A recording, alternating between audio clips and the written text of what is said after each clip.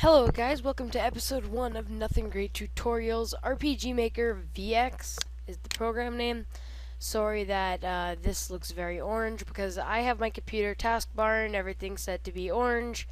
I'll show you how to do that in another tutorial if you have XP. Sorry, just drinking some water. It's very hot up here in Canada today. Our igloos are melting. It's kind of hard to plug into the outlet when the igloo's melting, but yeah. So, for anyone who is very unfamiliar with this program, this is a game making program. I think it costs around $70. Well, when I bought it, mine was, but that's the price you gotta pay when you get satisfaction like this. So we're gonna start off. You wanna go, you can hit File. Now here's how you start a new project, open a project, close a project, save the project, turn your project into a file, and just exit off the game maker. So you want to go to new project. From here you can select the folder name and destination. Hold on. Sorry, I probably have, yep, I have click noises on, which gets very irritating after a while. Okay, it's off now. This is my Camtasia. Folder name and the location. Whatever you, nothing. Whatever you name the folder name will be the game title, but whatever you make the game title, it will not be the folder name. So if you want the folder name and game title the same, type the folder name first. So I'm sorry, I'm not good at spelling like right after school, which sounds pretty awful, but it's true. So I'm just gonna say Nothing Great Tutorials. Hit OK. Here it'll generate your landscape. It'll be all water, and your guy should be placed out 6 down and 8 across. Just grabbing some water. This episode I'll just be showing you the basis, not much in depth of map editing, just basically all the tools. So from here, I'll show that later. Here's how you can quickly do new project, quickly open a project, and quickly save a project from these 3 buttons. So I can save right now. Here is how you cut something. This is for my event episode. I'll get into that later. This is your undo button. You can undo any errors that you might want to change. By the way, yeah, I have a Minecraft server going, but it's just because my friends are on it. Events I'll get into a little bit later in my event episode. Here's your different stencils. So to start out with, here are your mapping grids. Here we have outside kind of like floor layer and wall layer. To select a brick, you simply left click. And to go through, you have A, B, C, D, and E is if you want your own custom content, which I happen to upload sometimes. I'll be showing how to do that too. But A is basically grounding, like grounds and buildings. B is kind of like outdoors and map screen and buildings. D is indoors and kind of just miscellaneous. And D is caves, dungeons, etc. So we're going to go under A, select this kind of grass, and then you can kill your hand doing this, or wrist, or whatever. It just kind of gets annoying. So I suggest going to the rectangular tool. And there you go. You got yourself a nice little thing to edit around on. This is how I do my fast editing, by the way. So it's like, I don't do fast editing a whole lot. And then here, for fences, this is what happens. Just to let you know how you copy something, you just simply right click and you can copy whichever square you're on. So if I right click here, I'm going to get the deep water. Don't want that though, so I'll just hit undo. Another quick short hotkey for undo is hold control and hit Z and Z, whatever you guys want to call it. So that's kind of how I do my fast editing. Is I can just go like this and add little things, but that's ugly.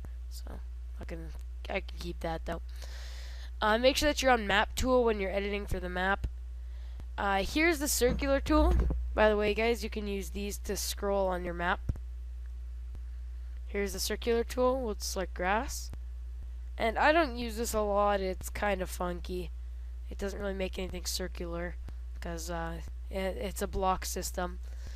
And this is paste / flood fill. And whatever you have copied, it'll just fill it all in. So for example, grass, but I don't want that.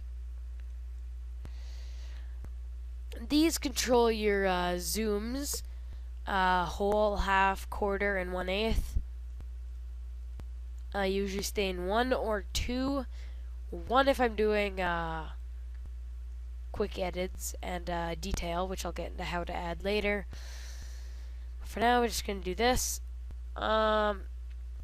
Database controls everything to do with your game, like everything that happens, kind of, except for events. Those we'll get into in the event episode.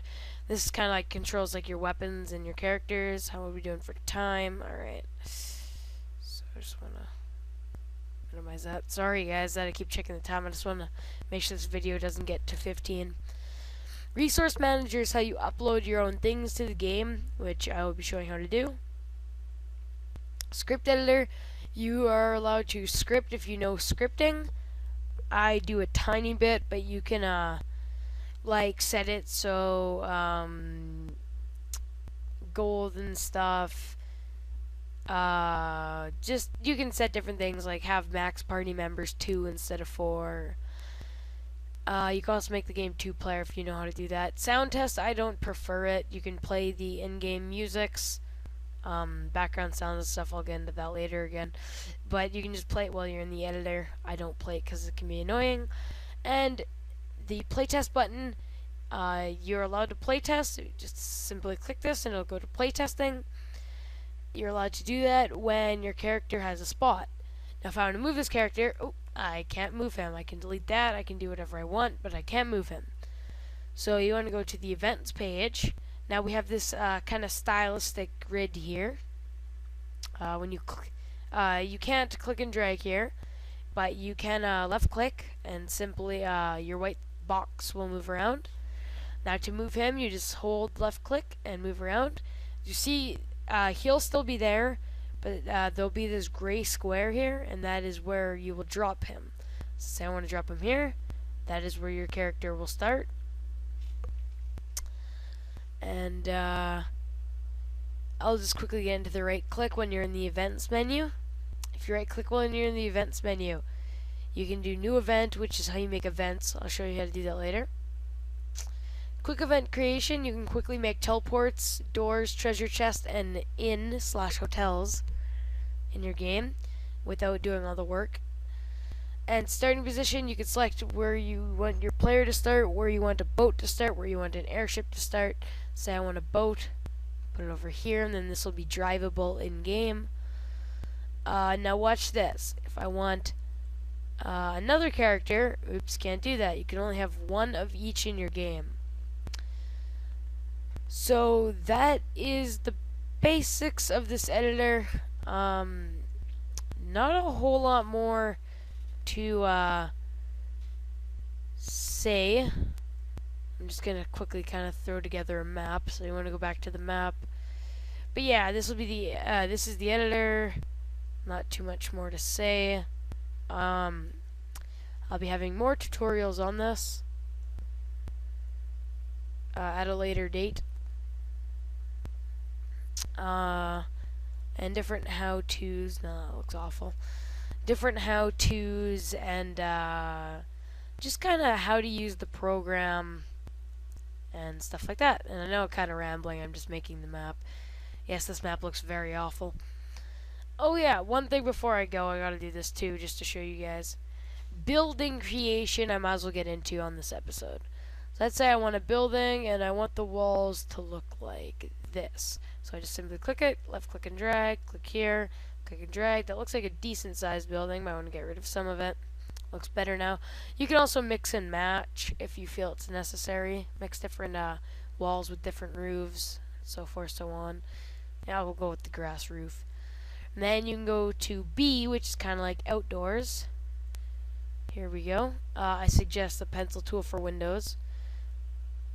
If you didn't know what I did here, you can also left click and drag, and you can get everything here that you've selected, which is why I'm just kind of doing this. Just kind of quick. Leave a hole for the door, which I'll get into why in the next episode. Some shutter windows. Oh, messed up. You can also right click and then just go over it if you really feel it's necessary. I'll also show you how to add more shading and how to use passage settings in the next episode. So I got a lot to do in the next episode. Since I got a few more minutes left, I'll also teach you how to use the, what's it called? I believe it's called the grid. I rarely use it, but if you go here to options, you can select the background of this. Mine is currently orange because that is my favorite color. And here's map grid. And yeah, you can just play around with these to change the color. But here's map grid. Originally this would be dark blue. Now let me finally get to map grid. This is map grid. If you hit valid, and let's say 5x5, and you hit OK, it will grid out the map. This will not show on the game, of course. It's just for making purposes. So if you want like a square to be snow maybe, you can just get that square of 5, that square only. So yeah, that is the basis of the program. That is how you use the map grid. Just go to options. I'm going to turn it off. That's how you use the map grid. This is a very awful map. Except for that house. That house isn't bad. I'll just kind of fix this up later. This is a very awful map. I'll get into how to do more things after in the next episode. Thanks for watching. And comment, rate, subscribe. And I really cannot wait for the next episode because I have a lot of stuff to tackle. Like a lot. Anyway, thanks for watching. Bye.